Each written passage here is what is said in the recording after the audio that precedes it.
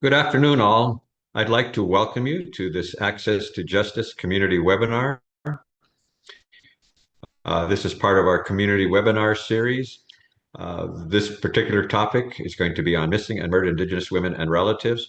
We look forward to learning more about this topic and about resources that are available to address that issue. Our agenda for today is we'll have a brief welcome here and some announcements. I will then introduce our presenters. They'll do their presentation, and then we'll have a question and answer session after they have finished. If you have questions during the webinar, feel free to post them in the chat or the question box, and we will get to those upon the conclusion of the presentation. I have a couple of brief announcements. This community webinar series is being recorded. We post the recordings on the New Mexico Courts YouTube channel, where they are available after about a week after the webinar. If you registered, we will send you the link to the recording, as well as any presenter handouts and or other information that they've provided. Um, a couple of announcements here, very briefly. There's a couple of events coming up. One is an event called Lollapalooza. So it has free legal consultations in a variety of areas in family law and civil law. That will be on Friday, August 8th. This is an Albuquerque-based event. There's information provided there on the screen for that. If you have any questions, you can also redirect those questions to myself or to the Access to Justice Commission. And there's also New Mexico Legal Aid is the one that is sponsoring this event with their volunteer attorney program. And so you can also contact them directly. They do ask that if you are going to sign in and you need an interpreter, to let them know in advance. So they can do this in multiple languages as well. We have another community webinar coming up on Wednesday, September 17th at noon. This is going to be on the foreclosure settlement program. This was a program that was initially established in Judicial District Number 2, but is now being spread statewide. And this is a program that helps homeowners and lenders reach agreeable solutions through a mediated process. So the idea here is to prevent foreclosures and to have some economic stability for families and communities. And this is being expanded, as I mentioned, to all of the judicial districts. There's 13 in New Mexico. So it's going to be expanded statewide. And we'll be talking more about that program and how it can help you if you're having foreclosure issues. What I'd like to do now is go ahead and introduce our presenters. I'm actually going to allow them or have them introduce themselves.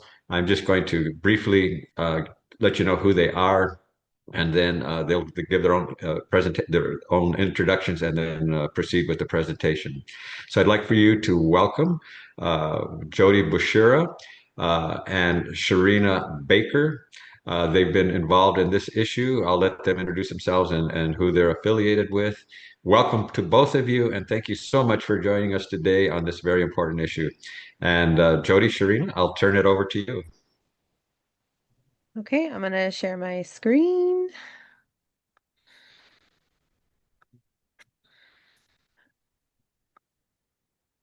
Okay.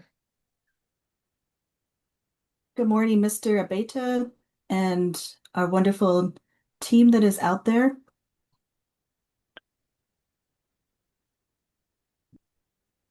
Okay, so welcome. Thank you, Juan, for inviting us to speak.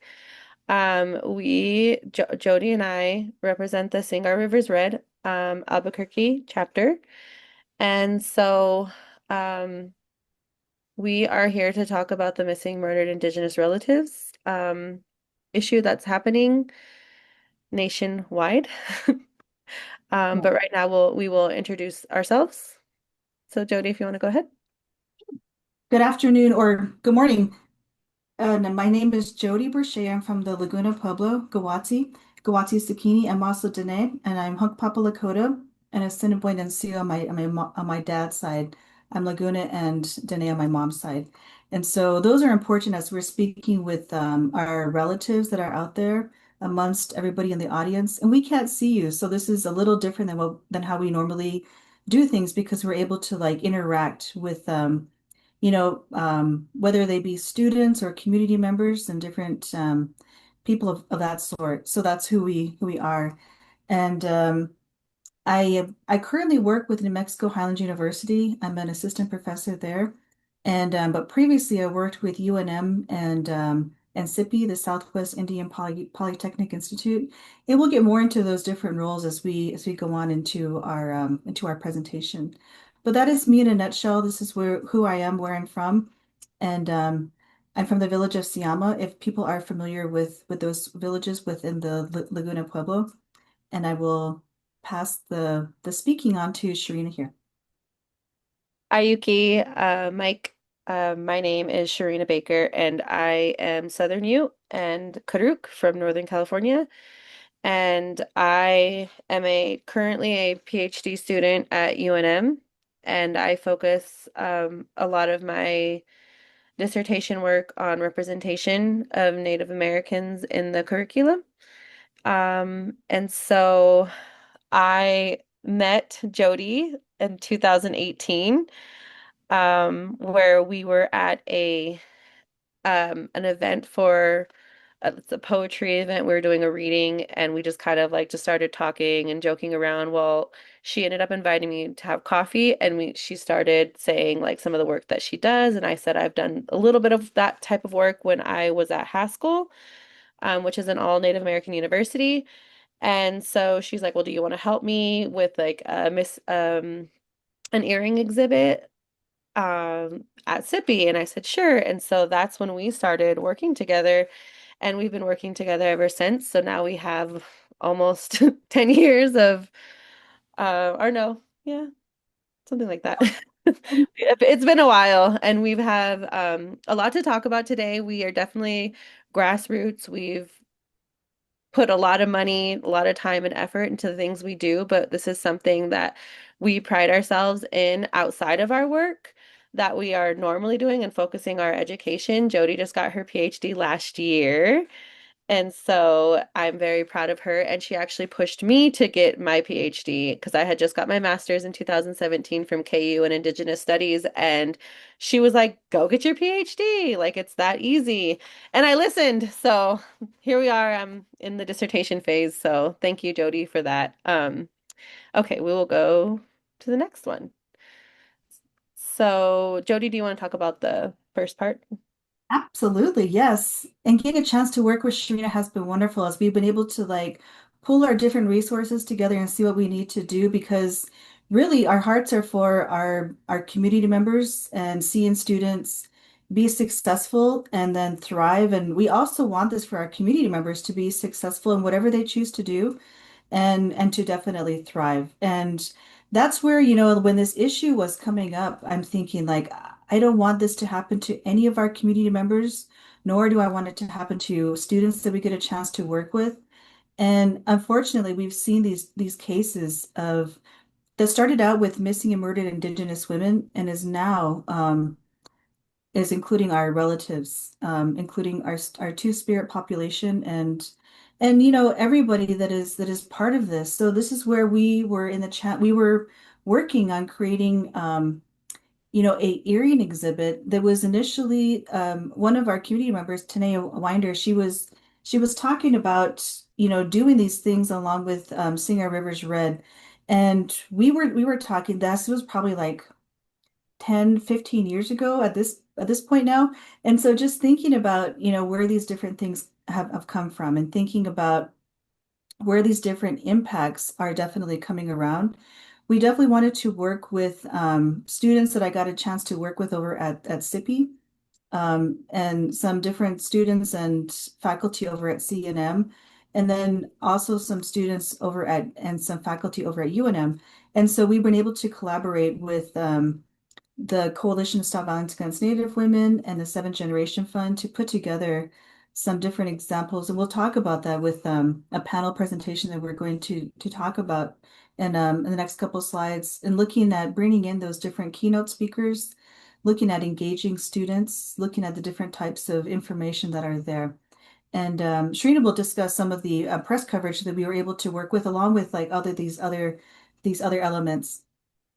Yeah, so when I came in, I really wanted to I turned I turned this into a bigger event than probably we should have been, but it was nice because we just reached out to the press and I said this is something, and I knew this was we wanted one, a lot of people to show up, but two, we wanted some type of acknowledgement because we back when when we first started, we were all about awareness and bringing that attention to like this is something we need to talk about. Um, which within that, we actually really became community organizers in a way, and we started doing collaborations with so many different organizations, and we will highlight them later on in the presentation. We created film screening, we watched Wind River, we had a discussion about it.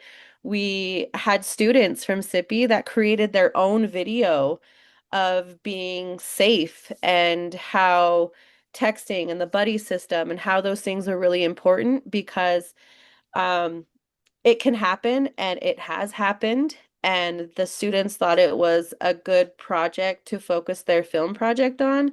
And what they did was they created a short film on one of their friends going missing, and they went into action on what to do. So it was a kind of a how-to, which was genius. And we loved highlighting our students, our SIPI students that were there, and they got to talk about it and how it was very impactful in their lives and how they saw that understanding that they didn't really understand what missing murdered Indigenous women was, and that it really they talked about it with their families. They saw that it was reaching more and how it's been an issue on the reservation, off the reservation. And so that really kind of pushed Jodi and I to um I guess be those aunties. They're like, okay, this is a need, so let's do this again. Let's like get more money in here. So we did bring in seventh generation fund. We applied for a grant and they were like, here, that sounds great.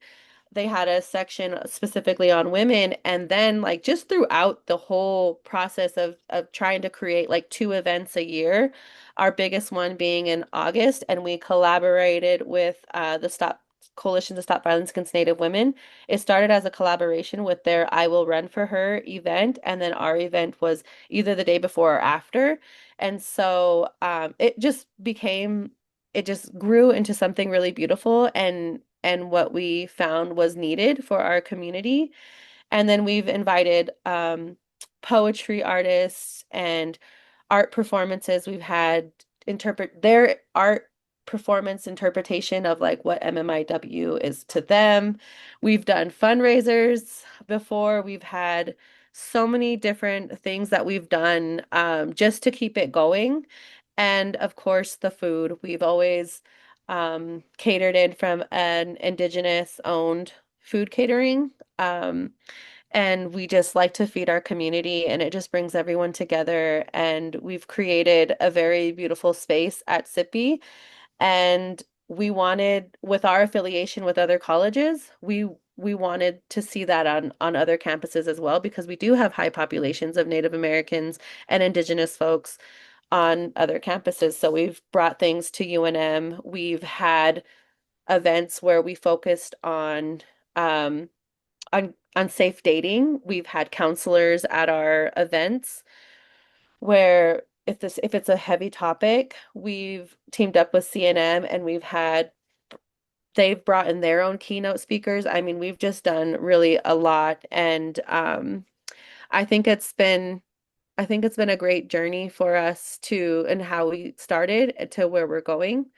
And then this picture is Jodi over here. She's our famous moderator.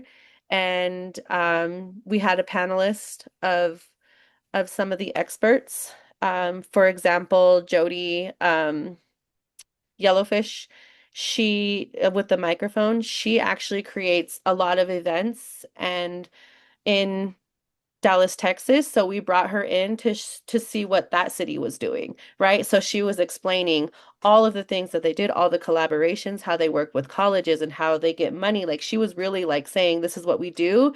Take this information as you will. And we've like learned from her. She's learned from us. And so yeah, and I'll let Jodi talk about with the slide as well. Absolutely. Thank you so much, Shereena. This was really, a beautiful gathering of people that really are doing some boots on the ground work. These community-based organizers that are, here in our panel that are here. They all have various different roles. At the very end, there's the mother of one of the people that is currently still missing. So she was talking about her experiences, and that in itself is extremely powerful because I think people weren't able to, they were aware of the MMIW issue, the missing and murdered Indigenous women issue, yet they weren't able to like place it to like a real person if it was outside of like their own family or community. And talking directly with these people, including Anita King here at the end, they were able to relate it to make it so much more meaningful and connected to who they are in their communities. There were some community members here. There were some people that we had some representatives at this panel that were part of the state task force that was working on on addressing this particular issue. And and it really has come from a lot of community-based efforts, people turning to one another saying, okay, this is certainly happening within our family, and this is happening within our community, this is happening within our school setting, and figuring out how we are going to work towards addressing this issue. And so that's why we had these different discussions at schools. And so where they were not only places of like were considered learning, but also where people are, open to like having these really powerful discussions. And so this is part of what we were able to do here. And we were able to bring some of this work to New Mexico Highlands University. And our main campus is in Las Vegas, New Mexico. And not the big Vegas of Las Vegas, Nevada, but the smaller Vegas. And which is great because it's not only like a really beautiful area, but there's a lot of really, amazing community people that are really doing some significant types of work. And so we were able to talk with, the CARES team that is there, the New Mexico CARES team that is coming from Highlands University. And so we were able to share some of our work. And this is us, collaborating with some of our community partners. And then, really talking about this issue, taking it beyond, bringing people up to speed, saying this is what this issue actually is, and these are the people that it's impacting. And so, we're thinking of ways that we could actually make it work we're thinking of ways by having conversations with people, these meaningful conversations. So one of the big things that we would like to highlight of like how complicated this topic can be and why it's fallen into the cracks, right? And jurisdiction is a really huge, huge problem when it comes to a major crime, which rape, domestic violence, things like that. Depending on the level and severity, it can be a major crime. So if one was murdered or one was sexually assaulted, that would be a major crime. And so we created this kind of table to kind of maybe help people understand how complicated it can be and why sometimes these things fall through the cracks and a lot of people don't receive justice, and how each tribe has their own government, their own code of ethics, their own constitutions, and they're all written to abide by the federal or Indian law books where you cannot prosecute a non-native. So say a non-native rapes a person on tribal land, that will not be dealt with in tribal court because most likely will not be done in tribal court. It will go to federal, so it would have to go to another place that's not on the reservation or where it was.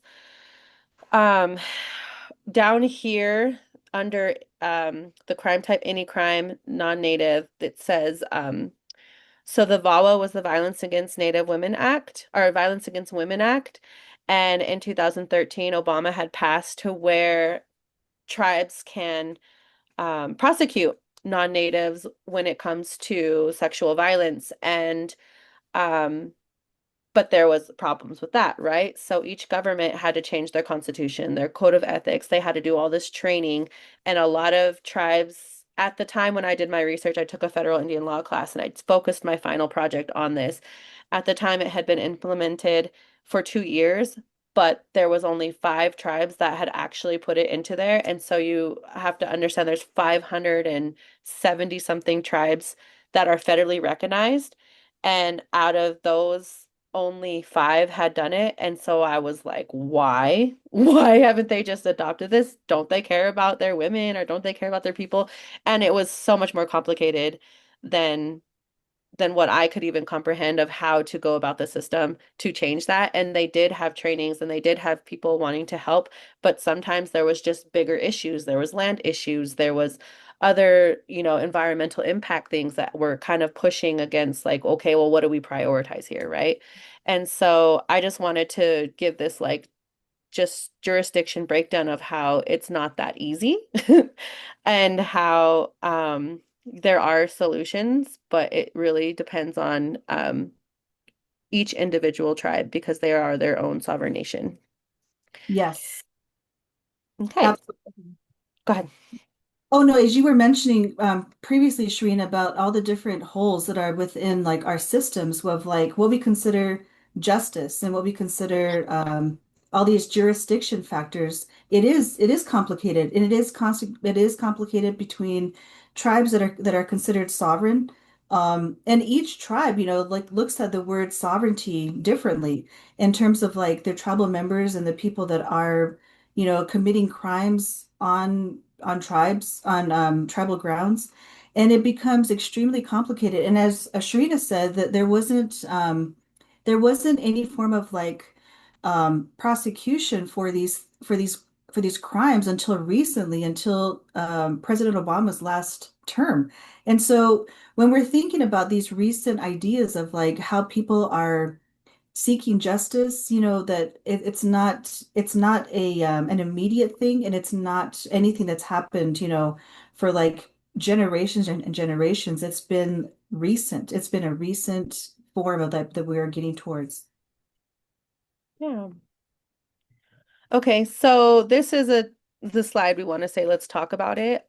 Jodi and I have really had these deep conversations collectively and then with just us of how we're hearing things on both sides. So, for example, saying the issue of saying their name. A lot of people say their name, they want justice, they want this and that. And when we're also hearing on another side is like, can you guys stop saying my relative's name? Like, how are they ever going to continue their journey? Traditionally, we don't speak their names because every time we say their names, they feel like they can't leave and continue on to their journey. I mean, we've heard so many different sides of this. So Jodi and I have decided that for our events, we leave it up to the families. And if they want to, I have come across an issue where an auntie was being heavily involved in like getting justice for her sister, while at the same time I'm hearing from the daughter, like, I'm tired of this. Like, every time I see her face, every time I see my mom's name, it hurts. And, it's hard to kind of be in between of like, okay, like, we can offer like, here's a resource for counseling, here's you know, um, we don't know what to do in that situation. That is like a family issue. So we have like opted out to be like, if the families want to, they can. And then also on the right side in the picture, there's been a big movement of like just showing that awareness and having that awareness. So I even this past summer I went into the rural areas of Northern California, and it's this little town called Happy Camp. And that's one of our tribal buildings is for my Karuk tribe. And I was looking as we're driving past, I saw like a fence similar to this. Or it was a fence or was it just trees, but they were hanging, and it's some people find it like hard to see those things, but sometimes people are like, that's the point. Like we want you to see that this represents the people you've often forgotten. You don't even see a face. You don't even see, you just it's just a number, or it's a movement, and it's a image that is very in your face. And Jodi and I have been trying to be sensitive to both sides, but I will let her talk about the middle picture. Absolutely. And Shareena's exactly right. We've been trying to be sensitive to it. You know, when people are posting this, and I say the word posting because that's what they're doing. They're just showing an example of, say, like this red handprint, and they put it over their face or over their or and it's been on different t-shirts. And I've heard people say, well, I'm part of this movement because I've been posting this picture of like the red handprint, and and I want to hear them out, but at the same time it's like it's becoming much more commercialized than it is, focusing on like an actual person or a community.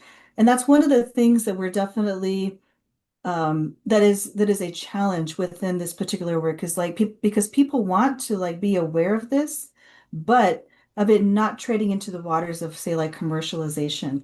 And that happens, and it's a slippery slope. And so people aren't intending to necessarily do that, yet it definitely happens. And we've one of our recent discussions was about how this is similar to these equity councils. And I'm not slamming equity councils because I think it's good to have these discussions. Yet people see it as like a check mark. Okay, check. I've had this discussion, check. Like I'm doing this and that. I've put on this red handprint, check. Without really thinking about like what it really means, without really thinking about who the impacted parties are. So that's why having these in-person conversations and discussions are extremely important and powerful. And then doing that. That's why I was mentioning at the beginning of our series how we are used to like, talking with a group of people and really gauging like what people are saying, how they're saying it. If somebody is like, visibly moved by these things, and how best to react to that, and how best to help them through these things. Yeah, I think that's like a good I guess segue into a story that I had to deal with. It was very for profit, and I had to go up against some people, and I'm like, why are you, this is such a huge event. I'm just gonna say it, Gathering of Nations. And their whole theme that year was missing murdered Indigenous women.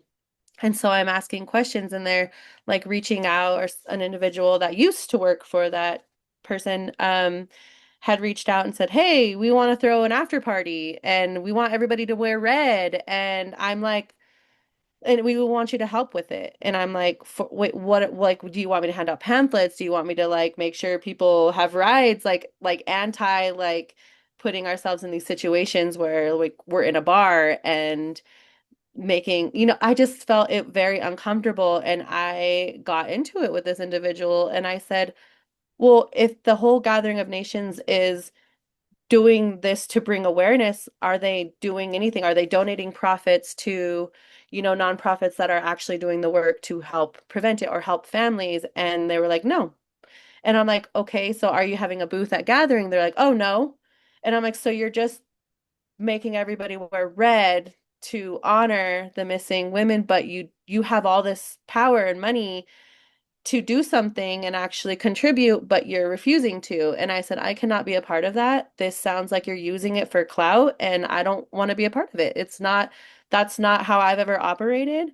And if you continue, like we're gonna have problems. And then they continue to push back like, well, who owns MMIW? Who owns this? And I said, no one. It's a community issue. I was like, no one owns Black Lives Matter.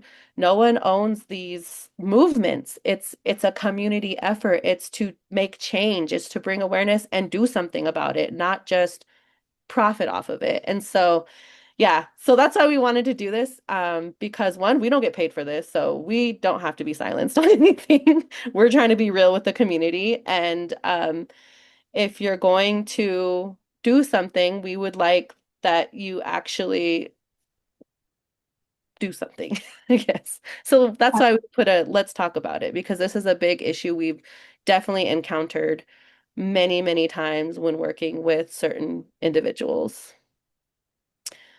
So we can go ahead, Jody, you can start with this one. Sure, absolutely. So one of the main pieces of this, I mean, all of these different data points are extremely important, yet what Shereena and I have been talking about is, really this. The FBI data shows U.S. attorneys decline to prosecute 46%, and that's a huge amount of violent crimes within Indian country. Like it's just not it's not seen as like a real prominent issue beyond community and grassroots organizers or the families that are being impacted. And so it hasn't taken on that national spotlight just yet. Although we have seen it happen within, say, like different people that are running for different offices use it as their election campaigns. But they've talked about these things, but it's been very rare that we've seen them follow through with, actually doing something about this particular issue. And it's been, unfortunately, that leads to less than 1% of MMIR and W cases receiving federal attention. And so these are really hard numbers to look at. That the rate of them not being prosecuted is large. It's larger than 46% now, probably within 2025.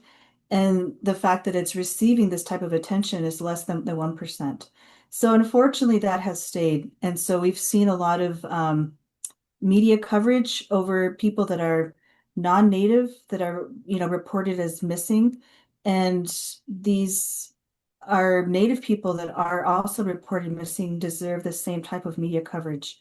And that because it's definitely being talked about within our families and communities, but on these national levels, it's not receiving the same type of attention. So that really comes down to these different issues. Families can wait years for investigations that never come. And when people are talking about that, it's great. People are talking about it in the moment, but seldom do we see like the follow-up. And this is talking from like family members, talking to community members that are working directly with these particular issues that the follow-up is very rare. And this other point of it being expensive to be poor. And so that entire dichotomy of like looking at the fact of people have to make these really hard decisions. Should I spend my money on groceries that I need for this month? Or should I spend my money on seeking justice? And because like the prosecution point is really low, like that puts the responsibility on those families to really look at like their own personal finances to see, well, how am I going to do this? Like what am I going to do next? Like my loved one is not with us, and so what am I going to do next to help with this particular process? So that's what it's referring to in terms of it being expensive to be poor.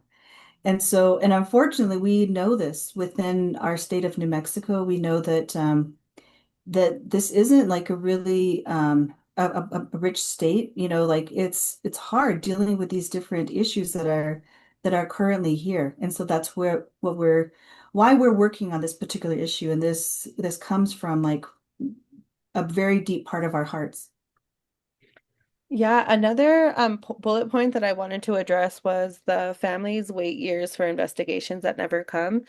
We, Jody and I, are researchers, right? We try to dig deep and we send each other things all the time. And we saw this news thing where it was like over 120 something or 100 something thousand rape kits that have not been investigated. And we're like, what? How does this even happen? Well, at one of our events recently at Highlands, we had an officer there and we just simply asked, like, why is that? And she ex literally opened our eyes of how complex, even more complicated how it can be because she was only based off of locally. So the tribes locally would be with Pueblos and how some of the tribes are full on paper and not digital, and their systems are digital, and how it has to get signatures from this desk to this desk to this desk. And she said sometimes it's whole different buildings that these paperworks need to go through, and it could just be an email, right, of getting signatures and that.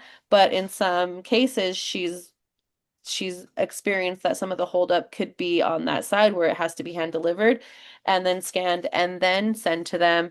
And then she was also talking about, yeah, there's stacks, and I mean stacks of things. And she said, something new is coming every day. So as long as it takes, there's more things piling up and more things piling up. And that's how a lot of things get lost in the system, which is so to us very broken. And, if we're understanding like how where the holdup is, like when are we going to start making that change, and create that space to have that conversation of we need to like do something about how the process is getting there. Why are there so many rape kits not actually being done because there's a time thing, and it really enlightened us on what's really happening behind the scenes that we didn't understand. Um, and so solutions do exist when we act collectively.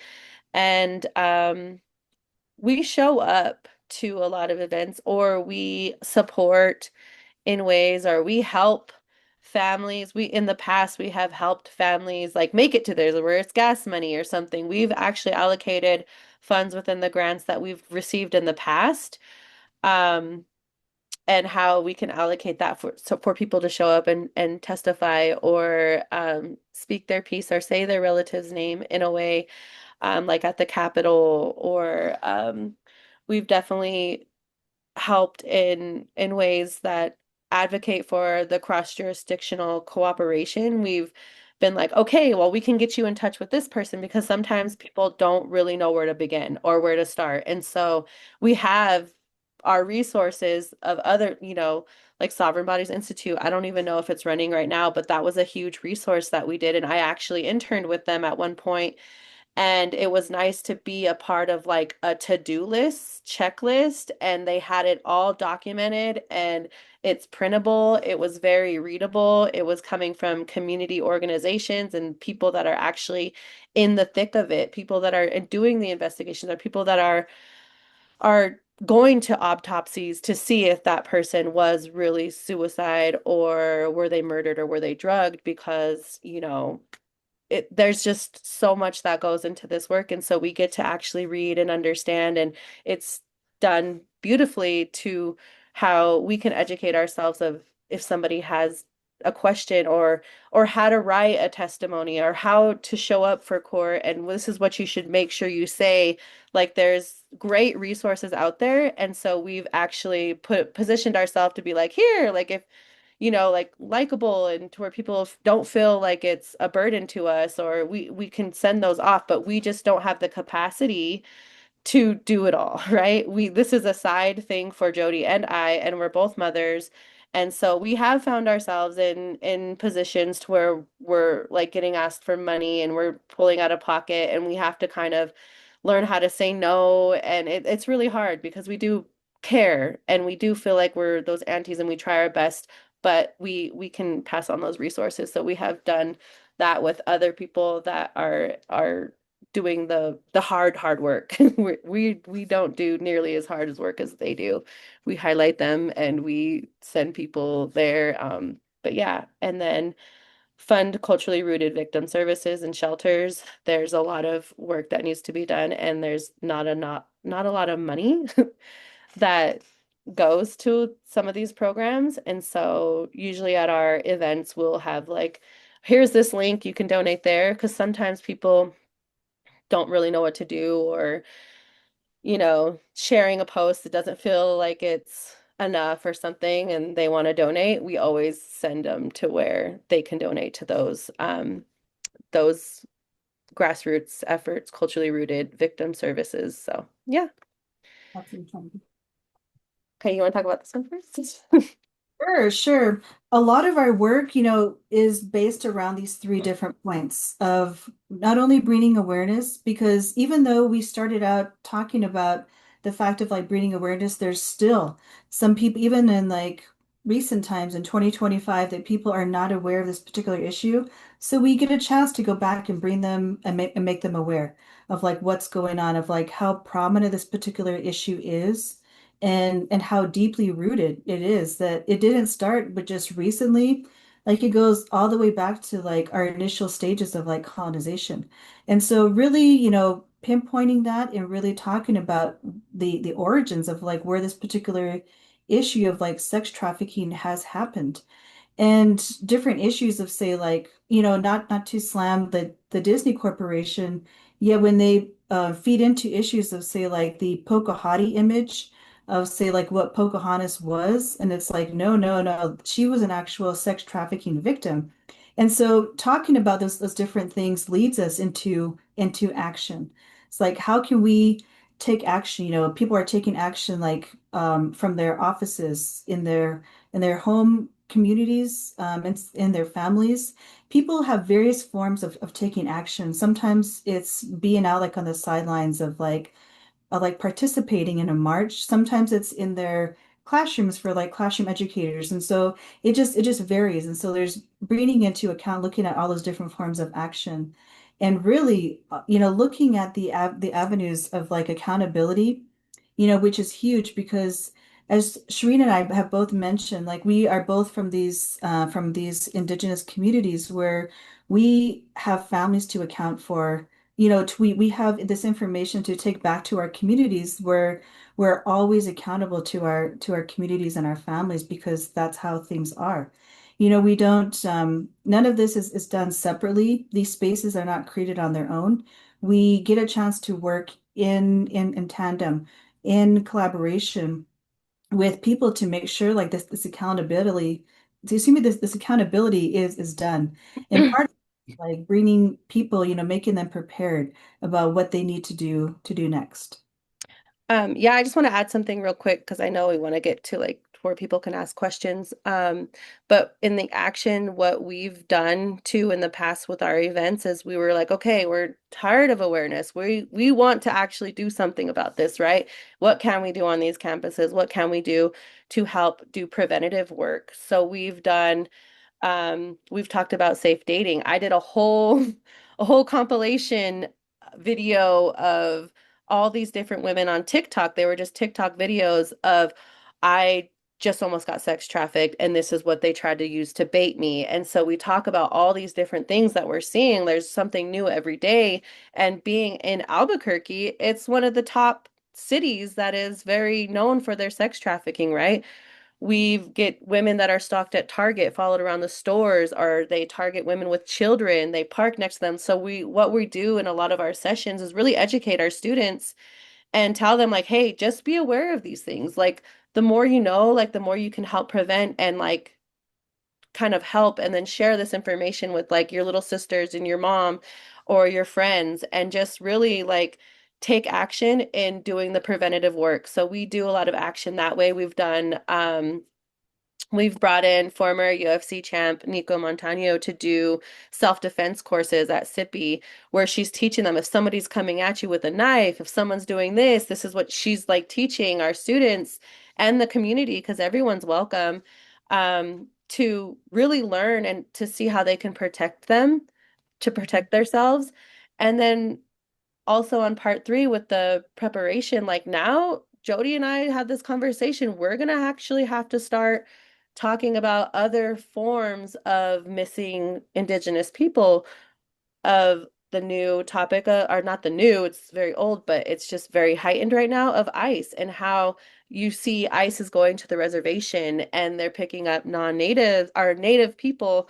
And it's like we're hearing the crazy stories, the bad negative stories all of it's negative, but I just feel like all those things that they're saying what's happening at these camps, what's happening there is like they're getting harmed, they're getting raped, they're getting all these different things. We're hearing reports from people all over. And it's not in the news, it's what we're hearing from community of like what their family members said, or where they go missing and no one's heard it. They're getting erased from the system completely. And now we have to bring that up in conversation. So it's like every year we think we're like, okay, we can talk about this. There's always something new. And so me and Jodi have positioned ourselves to where, okay, let's talk about it. Let's like figure out how can we bring somebody in to like help educate our students. And so that's something I would like to say that we're like definitely creating and moving towards. Um, we are almost out of time, so this is just something that we put up here to so you can see numbers. Um, and we can send this presentation out. This is definitely not our work, but they are relevant and it shows like how big of an issue this can be. Um, and this was a quote that we put there, justice delayed is justice denied. And the time for empty promises is over. We demand action that matches the scale of this crisis, and we stand on it. Definitely do.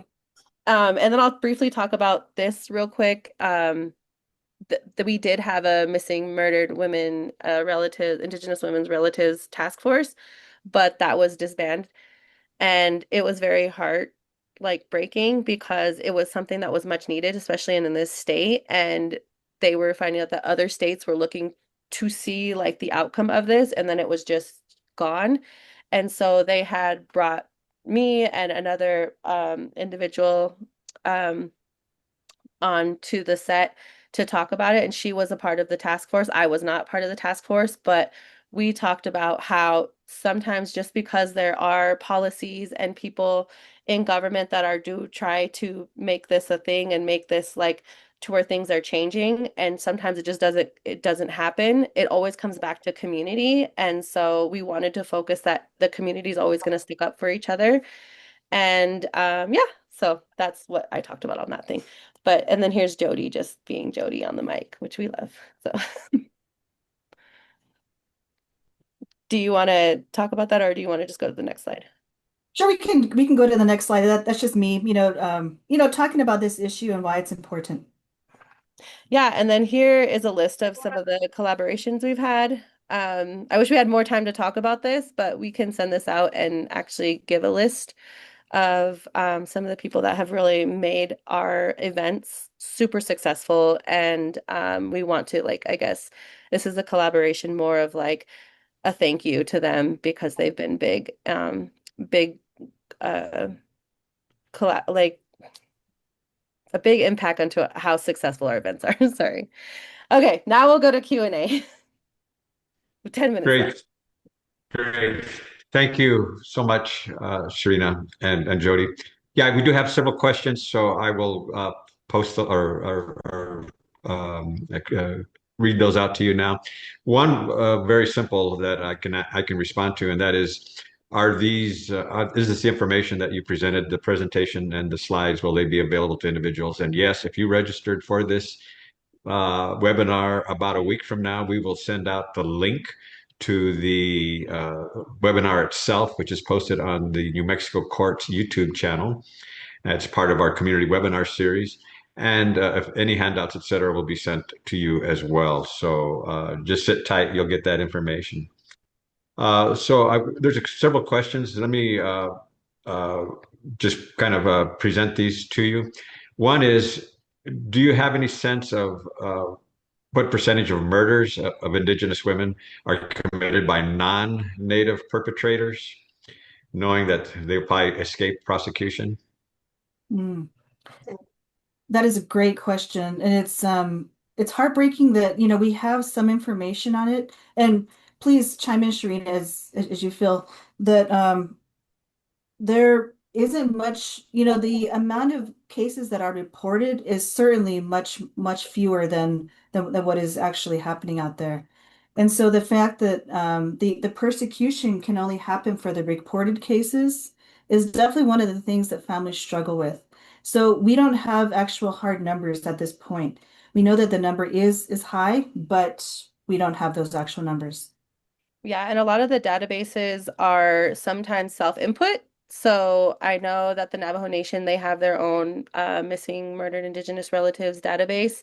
And so people can go on there and report like, hey, this has happened, or um, I know Sovereign Bodies Institute, they started, Anita Lucchese was a cartographer, and she was wanting to like piece things together for her research, and there was no research on it. And so she created the database, and then because there's no such thing prior to the time she created it, and so then it kind of started like people were starting to build up the numbers, just like with the boarding systems. Like, yeah, we know that there was a lot of students there, but we don't know the accurate number, and we only know the reported cases. But we just know like from oral stories and from what we've heard from the past, like there's so much more that is not being reported. And there's a lot of reasons for that. But yeah. Along those lines, I just want to add that New Mexico just recently became, I think, the fifth or sixth state to implement a turquoise alert Hmm. warning system. For those of you that are familiar with Amber Alerts, when there's a missing child and then the law enforcement puts out an Amber Alert that goes out, is broadcast. There's now the state legislature this last session established a turquoise alert, and this is for missing or I guess just missing Indigenous individuals in the state of New Mexico. And like I said, we're one of five or six states now that has this turquoise alert. Unfortunately, the first alert was just issued a few days ago for a missing individual, but that does exist now. So at least we have a way of our notifying individuals or notifying that an individual has been reported missing. Yeah. Uh, I was gonna say one thing is that it does make a difference. We've seen that in other things that are affecting our people as well, as we had really one of the highest suicide rates. And during they've seen like that's making a difference, the 988, and how a lot of people have pushed those in the tribal communities and like just talking about it, and like kind of I've seen a big push to normalize mental health in a way, and it's not so much a stigma. Um, and we've seen a difference in that. And so we're hoping like with all the policy changes in the government and pe more people, more natives in office, that there will be a big change, and hopefully just as significant as the suicide numbers that we've just recently received within this past year. So, yeah. Another question. Do you two work for an organization located here in Albuquerque or somewhere? They'd like to have, I guess, some kind of contact information for you. No, we're just some aunties that work with universities and on other research, and we just found ourselves kind of being like the creating events that we can have a conversation to keep our students and our community safe. So, no. Absolutely. We can share our contact information, but it's really just, one day one of us, we're just turning to another person saying we should do something. Seeing that there's these different needs within our classrooms and our communities, we're like, we needed to do something. So that's where this came from. But no, we're not from a particular organization. Okay, another question is there a credible legal defense organization that you can identify if people want to donate, if they can't get involved directly? Um, Jody, do you know of any like specific law? Did you say specifically in law? Legal defense, yeah. Legal defense. Correct. Honestly, no. There's a variety of different people that are working on legal defense team making things happen. So there's not one particular, like one specific one. But we'll look into it, and we'll ask around to see like the best choice, and we can send that to you on so we can Sure, put. and just so people are aware, there are some um, specific legal defense funds that work in tribal communities. One is called the DNA Legal Services. It's out of Window Rock. It primarily serves the Navajo Reservation, although it also does work with Jicarilla and some other tribes in northern New Mexico. And so the DNA Legal Services is one option. They have offices in Farmington, Shiprock, here in New Mexico, as well as other areas in Arizona. if anyone else has any other questions, you're certainly free to post those in the question and answer box. Here's another one. Individual here mentioned that they did not know that names should not necessarily be spoken when someone has passed or is missing. Thanks for sharing that. Is there anything else you want to add to that? Yeah, it just was brought to our attention for some people that it's part of their individual tribes or individual beliefs that well, we're not allowed to say their name. We can't like do certain things. It's just certain protocols. I don't know exactly the specific tribe, but out of respect, we've heard that, and so we try to abide by that to just be very like respectful to certain families just in case. So we've positioned ourselves that we leave it up to the families because it's more of a cultural thing. And so if you are constantly calling or crying for that person to come, they feel like they can't like move on, I guess, and to their beliefs of like where they go in the afterlife. So that was brought to our attention. So we just kind of said, okay, we won't do that. Right, to be Another, respectful of families and all of that, because it is really family and community based, like where they stand with it. It's not like this just one general rule. Mhm. another question is, do you share resources on this issue at places like public libraries?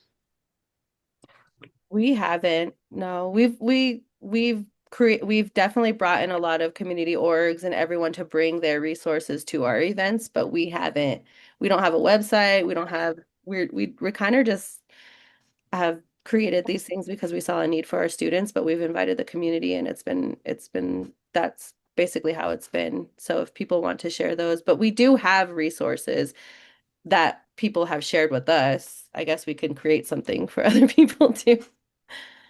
If we were to be pull the information together, yes, we would have something that we could potentially share, but it's really, like connecting people to resources that ask directly, like, well, what about this? Or, like I have this particular issue. And so then we're able to like say, oh, what about this? And so it's very community based, but it's not like a not out of like like a particular database to share like with a library of that sort. Albuquerque does have a website where they have a lot of resources. Our friend who no longer works there, but her name is Dawn Begay, she had collectively and helped with her group to put like if you're having like if you need to know where shelters are, if you need food, or if you need they're categorized in different things and she had it as a whole booklet.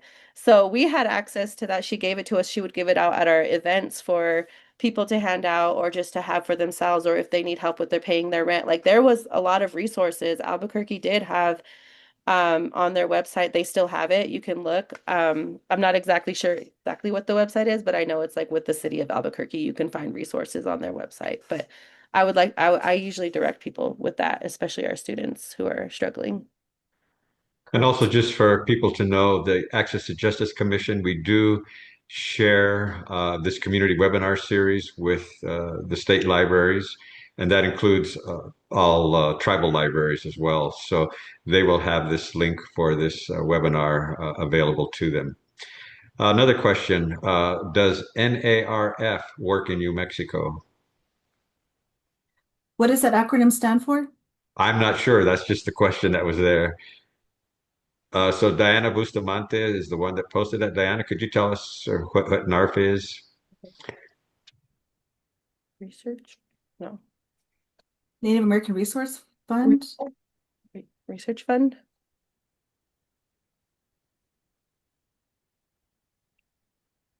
I'm gonna look it up. I'm unclear. Okay, think that does it for our questions. Wait, hold on. There's another one. Native American Rights Fund. Oh, I'm not sure. We've never worked with them personally. Correct. All right, well, that brings us to a close. I do want to thank our all the individuals who attended today. Thank you so much for being with us. Um, Again, this webinar is recorded and will be posted. We'll send you the link if you registered for this. I also want to thank Jodi and Shereena for your time today. I also want to thank Lisa and Alma from the Administrative Office of the Courts. They're our hosts for today, and thank you so much for making this possible. Again, we have a series of webinars that go on periodically on a variety of civil legal topics. Please feel free to sign up for us for any of our webinars, and we'll be happy to invite you and happy to have you join us. Again, Jodi and Shereena, thank you so much for today. And for everyone else, thank you for joining us. Have a rest of your day. Hopefully it will be blessed. Thank you so much. All right, thank you. Good night. We'll see you later.